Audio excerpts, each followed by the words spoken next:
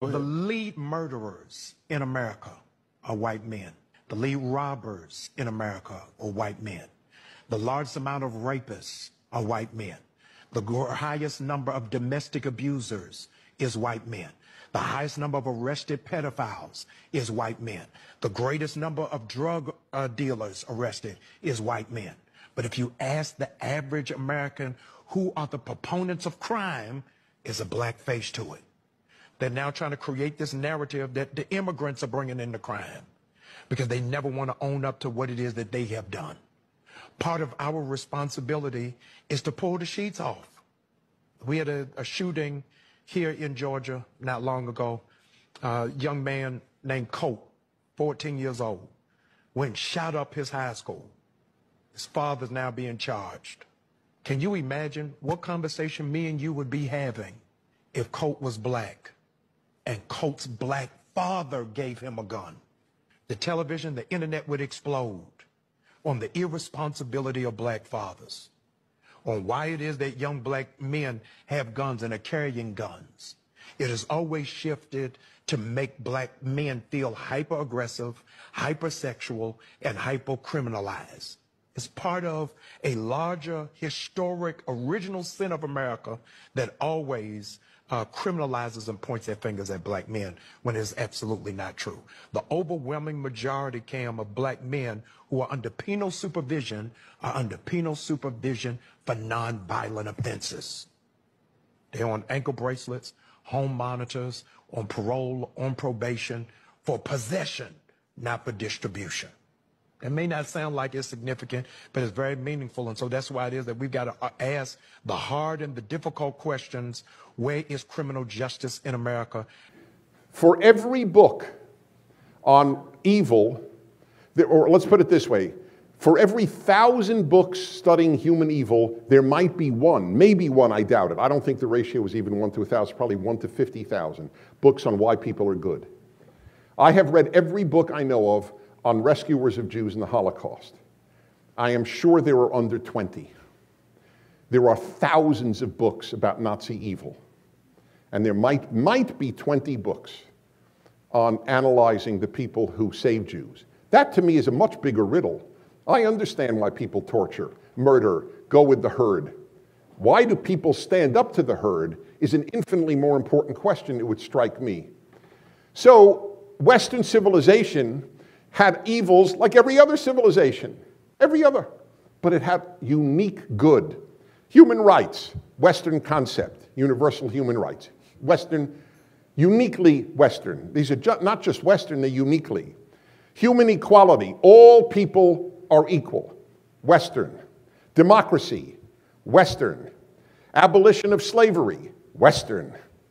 The greatest music, the greatest art, the greatest architecture, Western. Now, people will say, oh, please, that is so dismissive of other music, art, and architecture. But it isn't. It's a statement that those people believe. Because it was the white man, when they arrived here in the Americas, that slaughtered over 13 million natives. It was the white man that raped their women and daughters. It was the white man that destroyed their culture. It was the white man that took their language. It was the white man that devastated the beauty of what was here prior. And standing on the words of Archbishop Desmond Tutu, when the missionaries came to Africa, they had the Bible and we had the land. They said, let us pray. We closed our eyes, and when we opened them, we had the Bible, and the white man had the land. See, it was the white man that went over to Africa and slaughtered millions, enslaved millions, destroyed their culture, their language, and the beauty that was there prior to us. Because see, I recall it was the white man who enslaved our black brothers and sisters once they took them from Africa here to the Americas. And for over 400 years, it's been the white man that has continued to enslave our black brothers and sisters. In fact, when they were prospering like Black Wall Street, it was the invasion of the white man that destroyed that city. It was the invasion of the white man onto the island of Puerto Rico that devastated the people that lived there. It was the white man that stepped foot into the islands and the nations of Haiti that once again devastated and left it to die. Because the reality is this: everywhere the white man has invaded, everywhere the white man has placed his foot, he has left it destroyed. Good morning. There's a proverb that says, when the wind blows, some build walls and others build windmills. Now, when the wind blows, some people build walls, others build windmills. That's a proverb from Iran. So which one would you do? Would you build a wall or would you build a windmill to generate energy and light up the people? Or will you build a wall to protect your house and your roof? Because sometimes the wind can pluck your roof out. It happens. When trouble comes, when change comes, when the fear arises, some people try to block everything out. Others try to use the same change to move forward. This is the best way to understand Dewey Prejer's speech about the future of Western civilization, especially when we look at it through the eyes of the black people living in the United States of America. Prejer, Dennis Prager, a new man in this channel, speaks in a worried voice, almost like someone guiding or guarding the last door of a house he thinks is about to collapse. He says, when Western civilization is dying because people no longer follow certain traditions, he says people no longer obey old moral rules. He goes ahead and says, the society is confused. He adds that everything sacred is being attacked. But when we listen closely, when we take apart his words, we hear something deeper, something older, something that has been repeated for hundreds of years in America. Guys, I want us to listen to this speech by Dennis Prager. All credits belongs to the original uploader of this video. Yes. So let's listen to Dennis Prager. So let me answer you. I've thought about this my whole life, and let me give you some of my answers. There are two sections here. First is to understand, which is not taught today at all. Our universities have deteriorated terribly. It's part of the reason for pessimism over the West. Incidentally, I have a theory that there were two major sea changes in American life that produced a sort of moral and intellectual deterioration or an enfeeblement of the American mind. And they both took place after World War II. One is television, which did profoundly enfeeble American culture. If there were no television, we would be much better off. And people say, well, isn't there anything good on TV? It's like when people will call my show and say, Dennis, you really attack the left a lot. Didn't the left do anything good? And I honestly answer them, there is nothing in history that has not done any good. It doesn't exist. The question is meaningless. It's like asking, well, this guy, it's true, he raped 3 girls and 2 boys, and murdered 4 of the 5, but there's a good side to everybody. Well, it doesn't mean anything. We all have moral bank accounts, and if they're deeply in the red, they're deeply in the red. The moral bank account of television is bankruptcy. And there was one other development, widespread college attendance. It has enfeebled the American mind just as much, but much more dangerously, because people who watch TV don't assume they are brilliant. But people who get a PhD do think they're brilliant, and they're not. In fact, I have an ongoing policy on my show. When someone calls and says something particularly stupid, I then say, I'm just curious, what graduate school did you attend? And then they will say, people fall in, it's like, it's beautiful. I feel like a straight man, it works out beautifully. And then they say, well, how do you know I went to graduate school? And I said, well, it's not meant to insult you, because I never insult callers or guests. But you had to go to graduate school to say something that stupid. And that, I mean that, by the way. You have to have gone to college to believe men and women are basically the same. My grandmother, who didn't graduate elementary school, understood men and women better than most PhDs in women's studies. I mean that literally. I do not mean that hyperbolically. They don't understand anything. If you get a PhD in the liberal arts, I assume you're foolish. There are exceptions. Of course there are. I'm not foolish. But they are exceptions. And it's like getting a PhD in howdy doody. All right? But nobody who gets a PhD in howdy doody thinks they're brilliant.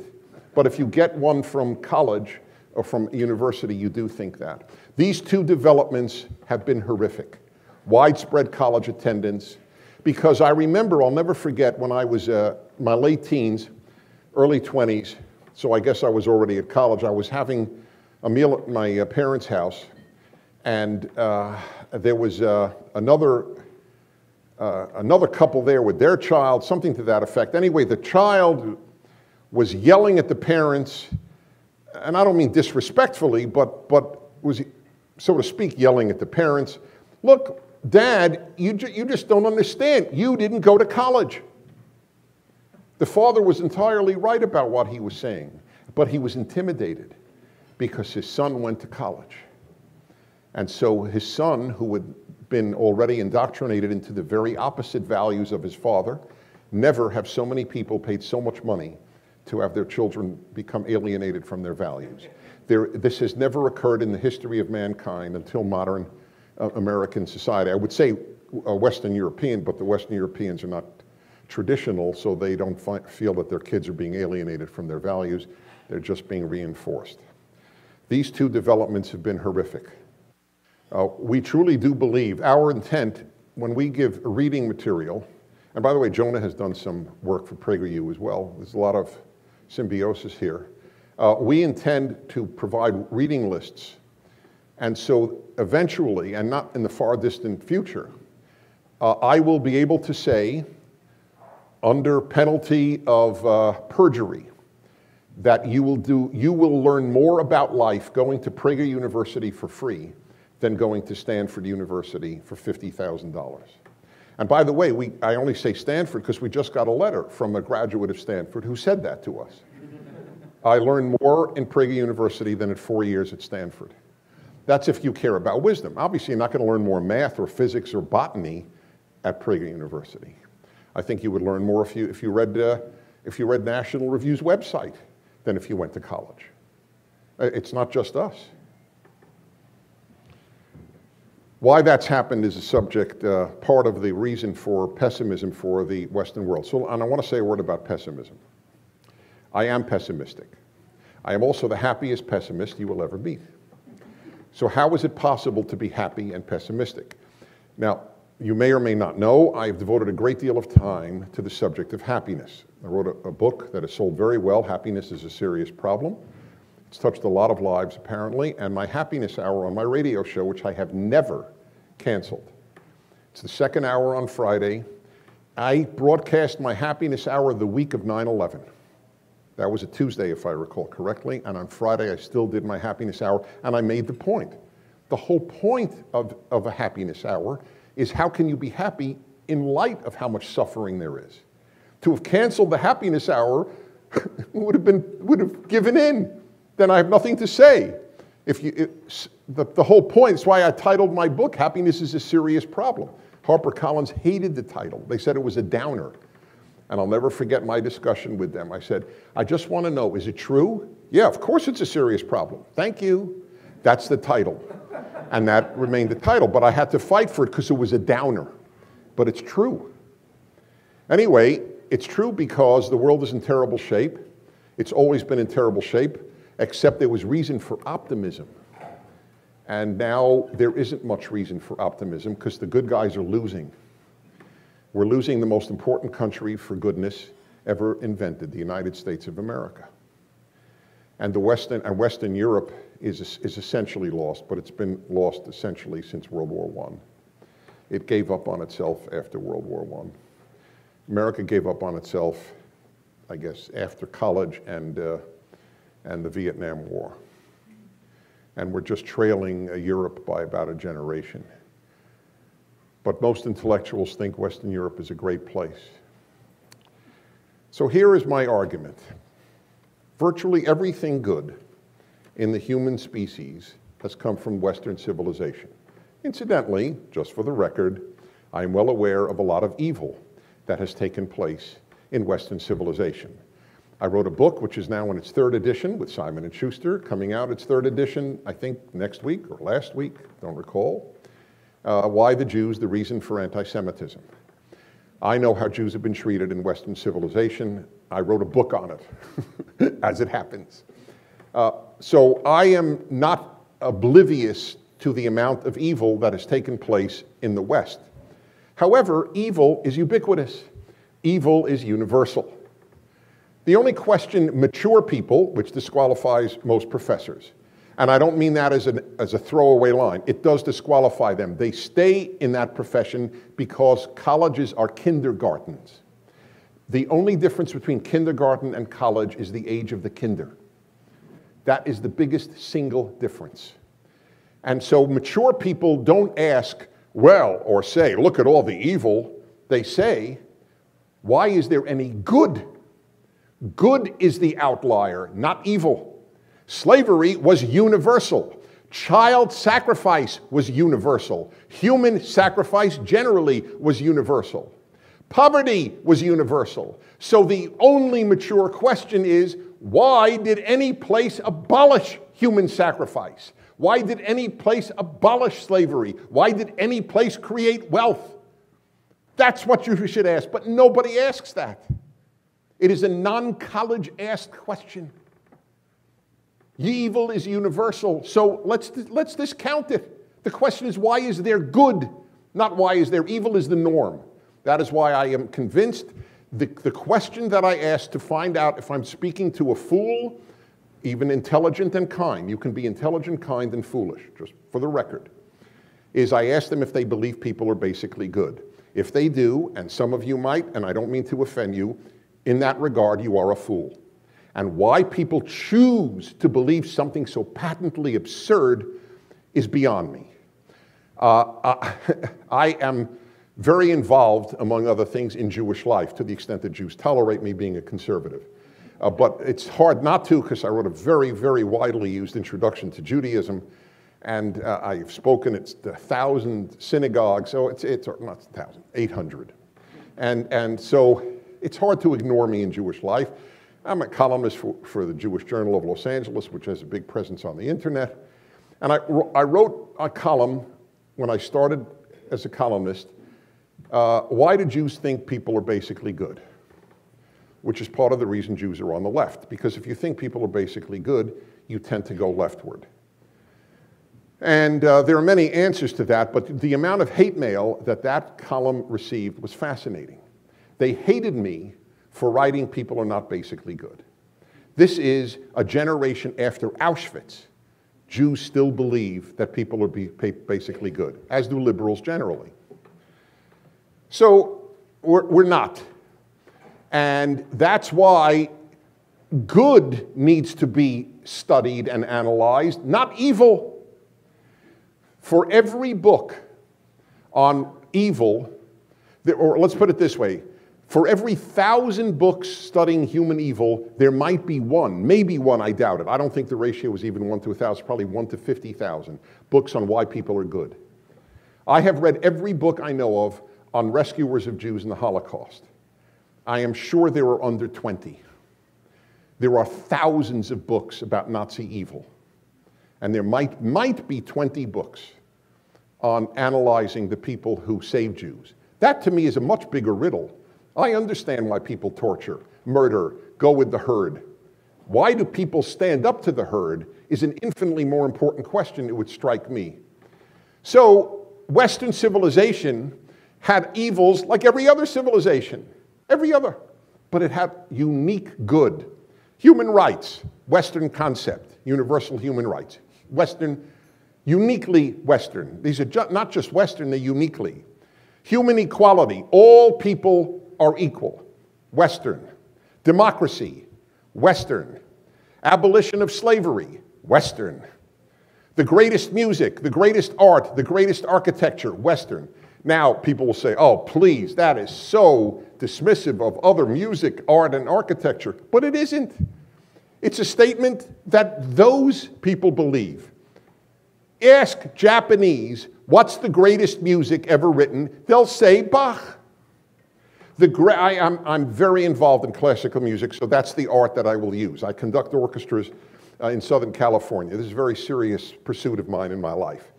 So I will tell you the greatest edition of the Bach cantatas, the greatest, it is generally universally acknowledged, was done by a man named Suzuki, and he just finished his 300th CD just the last year. Suzuki, and they're all Japanese singers. The greatest interpreters of Bach. I'll never forget when I was in Tokyo in my 20s, I went to hear Beethoven's 9th Tokyo Symphony Orchestra. And I was there, I was traveling alone, which is the way I traveled prior to getting married. It's a great way to travel. You really are forced to interact with people. Anyway, I went to the guy, and obviously I don't speak Japanese. He spoke a little English. Said, any tickets? He said, how many? I said, one. And he looks at me, we have one, you are very lucky. And I'll never forget that, how lucky I was to get the last seat for Beethoven's 9th. And the people went crazy. They're crazy about Beethoven. None of them argue that Japanese classical music is as good as Western classical music. And it's no insult. I mean, would I argue Jewish music is as good as Western music? I mean, I'd have to be deaf to make such an argument. But you can't say this at any university. There is no better. There is no better. Wealth. Only the West produced wealth. Modern science came from the West. A universal God came from the West. Basically, everything good came from the West. There were horrible people in the West. There were beautiful people in the East and in the South. But that's a fact. And we are dismissing Western culture despite everything that I just listed, all the good stuff. It comes from the West. Now, here is where I am sort of lonely. And it was the subject of my last column, which got a good play in National Review and elsewhere, because I'm always curious to see how many shares and how many comments, and it's very interesting. I wrote an open letter, as it were, to my fellow conservatives who are secular. And I said, I don't care if you're secular or religious, but I do care if you dismiss the indispensable significance of God and Judeo-Christian religions to America's possible survival. And there are many secular conservatives, and they are terrific. I remember, I won't say his name. The only thing you'll know about him is it is a he. This happened many years ago, about 25 years ago, at a plush apartment in Manhattan. I had dinner at these people who had one of the leading, he's a name every one of you will know. Don't try to guess, it's a silly game. But it's just a very, very important person. I'm sure he wouldn't even care he's now deceased. I'm sure he wouldn't even care if I said it, because I'm not saying anything bad, but I'm very, very serious about people's dignity. So it's not important, but he's huge. He made a great impact, morally great impact on the country. But I was a little stunned when we had a debate. We got into, I don't know how it happened. Maybe he said, so what do you talk about or write about? I don't remember how it happened. And we got into a debate about whether or not you could have objective good and evil if there's no God. And every atheist, I debated this at Oxford, and the atheist I debated, the first thing he said was, Mr. Prager is right. If there is no God, there is no objective good and evil. It's all subjective. And I remember, it's in print, this debate, and I said, I just want to say it is such a joy and honor to debate an intellectually honest person with whom I differ. And I meant it sincerely. Virtually every atheist philosopher acknowledges, if there's no God, that ethics are subjective. What you think is good for you. What I think is good for me. But he didn't admit that. He said, you don't need God to have objective good and evil. And I thought, this is one of the most important conservatives in America, and he's arguing that? That was my first realization that a lot of secular conservatives don't understand how significant the God issue is. I don't care if they believe. I care if they understand how important God is. I don't care if you're an atheist. It's your business. I care if you understand that the founders were not idiots and understood that America cannot survive godlessness. Just as Western Europe cannot survive godlessness. It is a dead place. It is soulless. I have been to, well, how many are there? 40, 50 European countries? I've been to every one except 4, and I'm visiting those 4 this year. By the way, this is my one brag. The only time I ever brag is I've been to 115 countries. I just had to say that. It is irrelevant to any point I am about to make, but I am so proud of it, I just have to get it into every speech. That's it, and it's that subject. And yes, I did, by the way, people say, because they always say, Mr. Prager, in the bio it says he's lectured on 7 continents. What, you lectured in Antarctica? Well, I did, but I have to say, just for the record, I was on a ship in which I lectured right off Antarctica. But in order to say on Antarctica, I did go out, and there's a picture on my website of me speaking to about 150 penguins. And it's one of the great moments. I spoke to them about ethical monotheism, and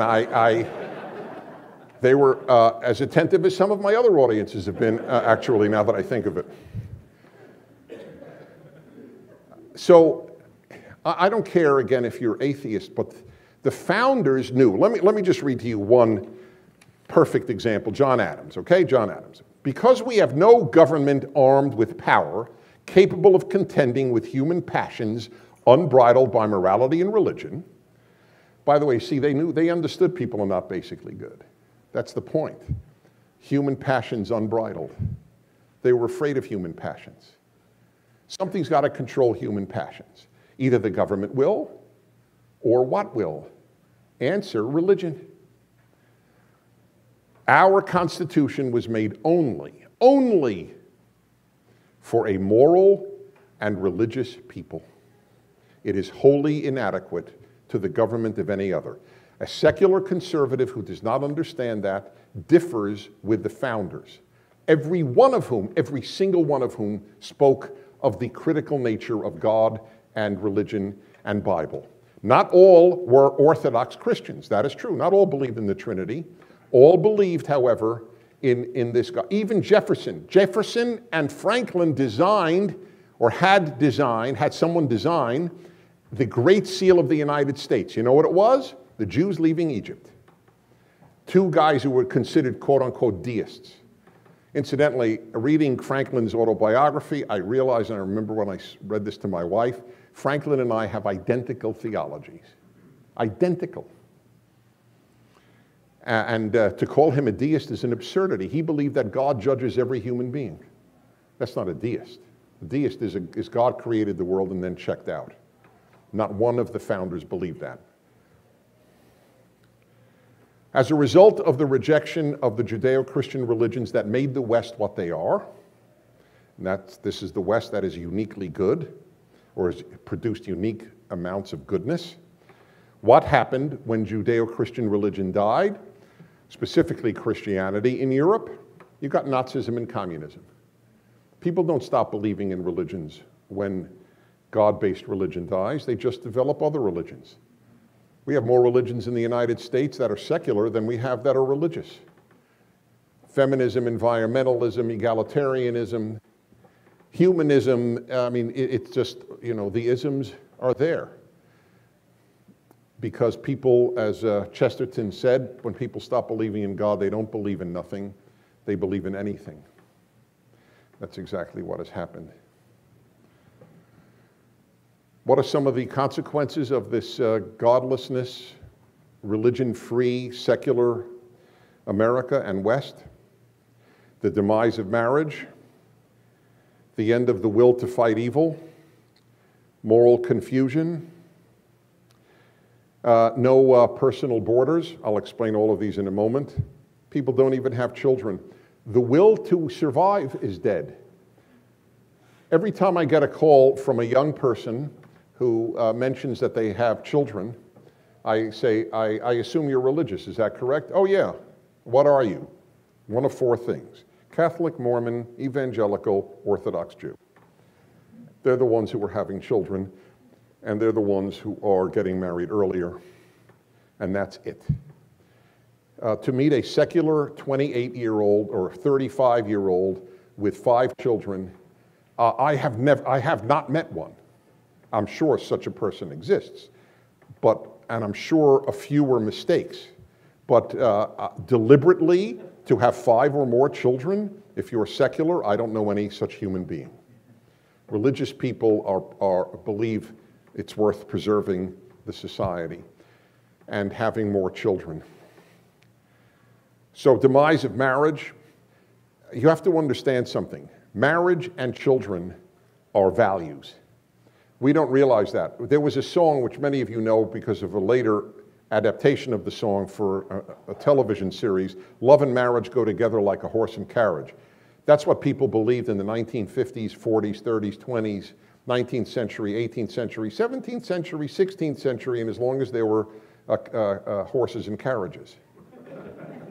But it's not true. Love and marriage go together if you affirm a religious outlook. Not if you're secular. They don't go together at all. It's all a matter of values, and if you don't have those values, there's no case to be made. There is no secular case for anything. Here's an example. What's the secular case against public nudity? It's not a riddle. There is none. I assume all of you oppose public nudity. I mean, in the streets. I don't care. I'm not talking about a private beach. Right? You don't have a single secular argument. San Francisco had this debate. City Council actually debated whether or not to drop bans on public nudity. This happened 2 years ago. And they lost. The dropping of the bans lost by 1 vote. I think it was 8-7. San Francisco City Council. So in other words, within a year or two, they will drop the ban and public nudity will be allowed in San Francisco. Do you know what the argument was? Because I was shocked. 8 people voted to keep laws against public nudity in San Francisco, the quintessentially secular place. And the argument they gave was, it isn't sanitary.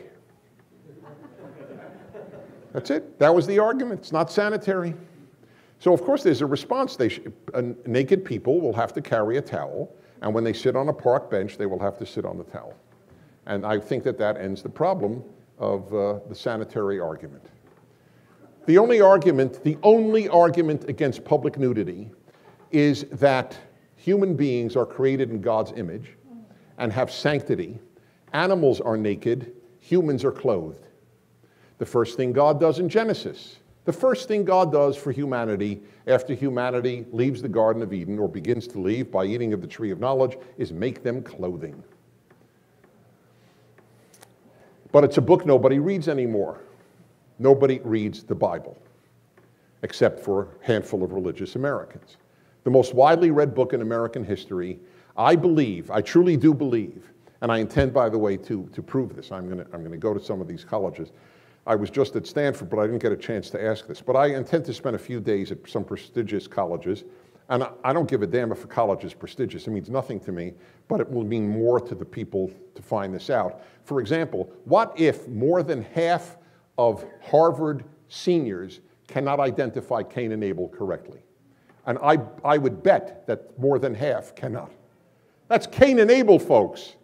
Okay? This is not difficult stuff. This was, every 3rd grader in America knew this 100 years ago, who Cain and Abel were. The ignorance is profound. Guatemalan lesbian poets are well known at Harvard. But Genesis, zilch. So it's all, the consequences of secularism is the most important subject of all, and very few people are addressing it. The end of the will to fight evil. Look at Europe. They demonstrate, remember how much they demonstrated against Pershings in Europe when Ronald Reagan wanted to put them in? Do you remember how Ronald Reagan was excoriated by the secular left with regard to calling the Soviet Union an evil empire?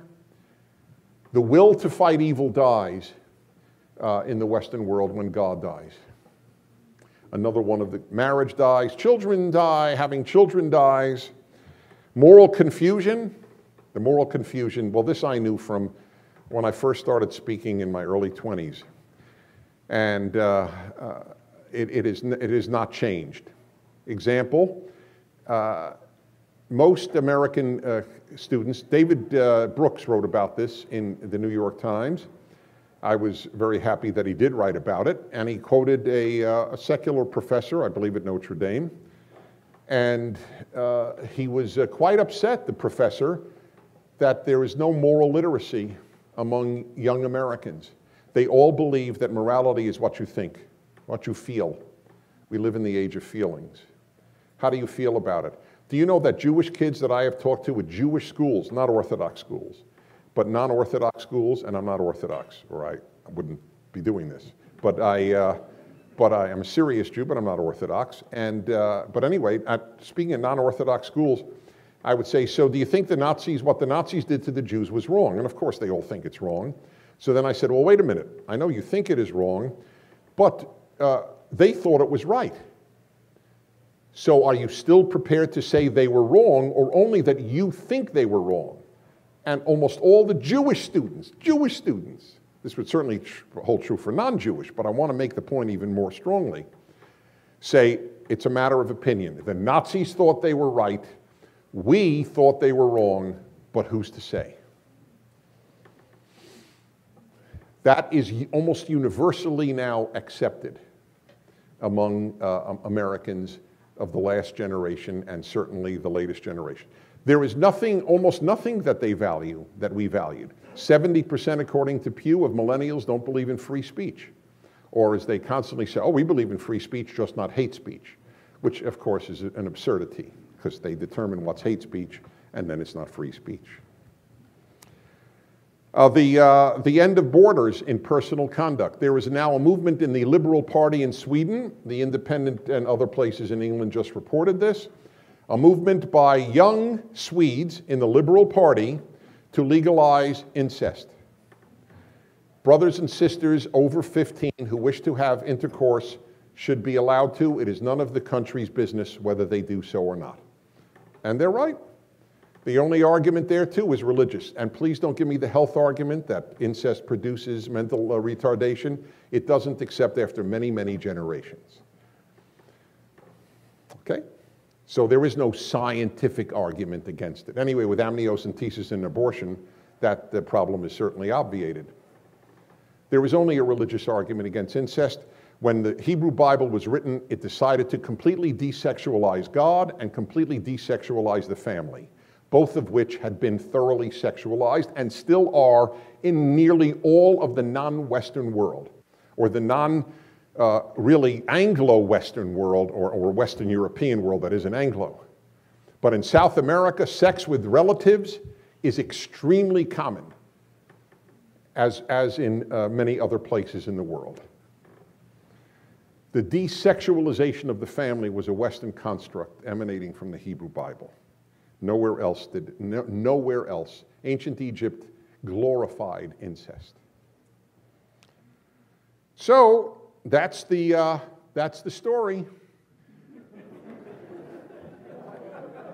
Now you know why I'm pessimistic. If there is no revival of the American Trinity, I have coined this term, but it is not my content. It is only my term.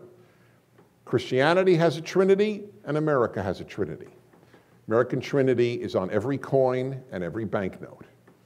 E pluribus unum, liberty, in God we trust.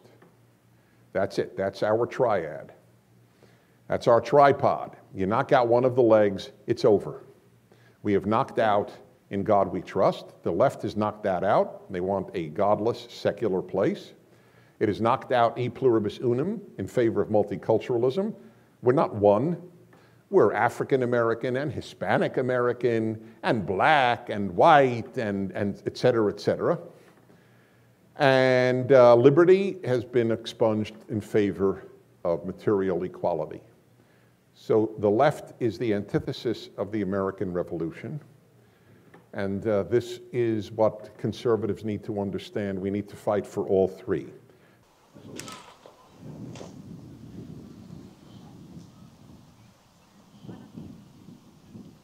So, after carefully listening to this video, here is my deep, critical analysis. Mr. Pressure says that Western civilization, you see, but he rarely tells us who built it and who paid the highest price for this Western civilization. He speaks as if this civilization is one's group to protect it, as if only a certain group has the right to define it, shape it, or defend it. And this is where the Black American experience becomes important. Because for Black Americans, the story of Western civilization is not a clean, heroic story. It is a story mixed with pain, survival, resistance, creativity, and a constant struggle for basic human rights. Black people in America did not enter Western civilization through open doors. They were dragged into it, chained, and forced into the heart of its economy. They labored in the cotton fields that became the backbone of Western wealth.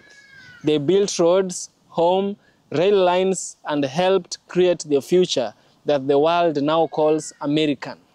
Yet when people like Pressure speaks about protecting Western civilization, they talk as if its survival depends on returning to a time when Black people were either invisible or under strict control. You know? This is why the speech of Mr. Pressure feels familiar. It carries the same tone that Black people have had for generations, the tone of fear that hides itself behind morality.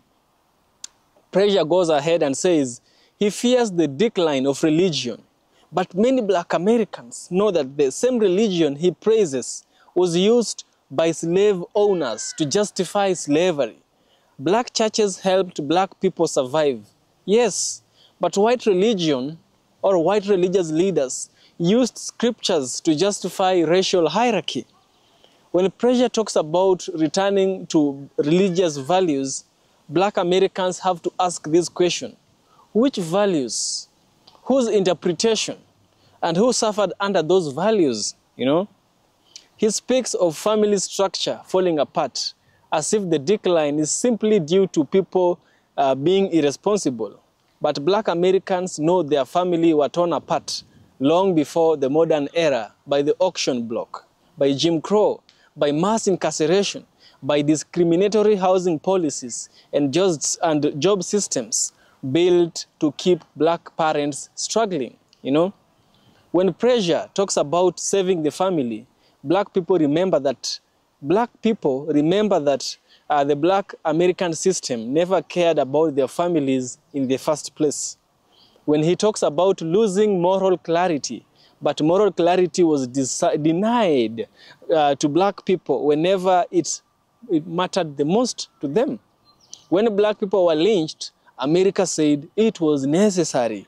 When Black children integrated schools, mobs screamed that morality was being destroyed. You see, when Black activists marched, they were called dangerous extremists. Even today, when Black people protest policed violence, many people, including Pressure, call them the problem, not the system that harms them, you know? This is the pattern. Morality becomes a shield used by the powerful, not a bridge for the oppressed, you know? And this is where Trumpism enters the big picture. Trumpism is not just a political movement. It is a feeling. It is a fear of losing world where one group had automatic dominance. It is a fear of demographic change. It is a fear of multicultural power. It is a fear of Black political influence rising. It is a fear that the old story where white identity is the default may no longer be the center of national life.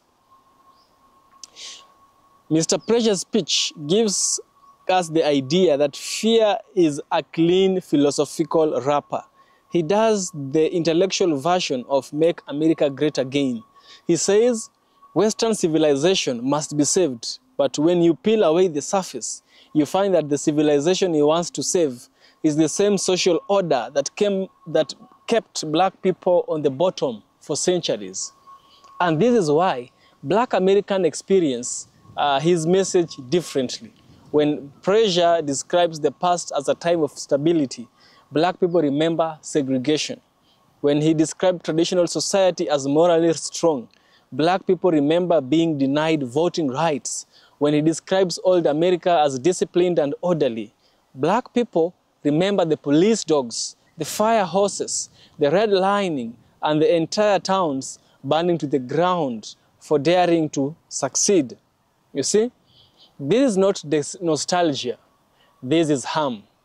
You see, a harm and who is collapsing is a question you might ask yourself. Collapsing for whom? You know, because for black people, many things in America are now only beginning to open. Opportunities that were once closed are now strongly and slowly appearing. Voices that were once silenced are now heard. The space to exist without apology is larger than it was 50 years ago. So, the collapse of Western civilization is often nothing more than the collapse of an earned privilege. You see, what looks like chaos to Preja is for black Americans, what looks like chaos to Preja is for black Americans a long overdue correction. You see, Preja sees danger, black people see possibility. Preja sees destruction, black people see growth. Preja sees the wind and says, build walls. Black people, after surviving centuries of storm, they see the same wind and they say, build windmills, you see? This is the real story behind Preja's speech. It is the story of who gets to define the future.